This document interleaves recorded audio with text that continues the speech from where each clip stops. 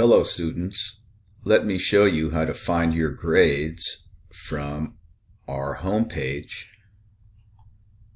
So first I look on the left hand side and I find grades here in this column. Okay, I click on this, grades, and that takes me to my grades.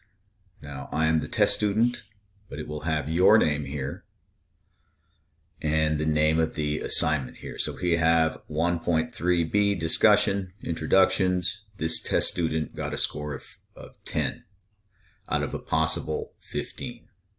Okay, this is the due date for the assignment, and this is the test student's score.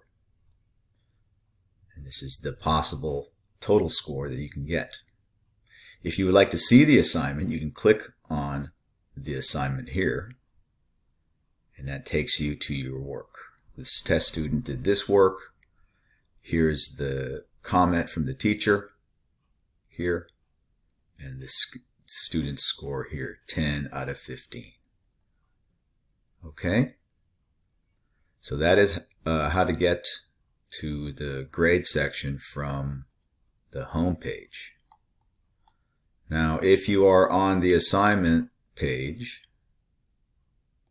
example 1.3a email assignment, and you want to get to your grades page again, you can look at this link here.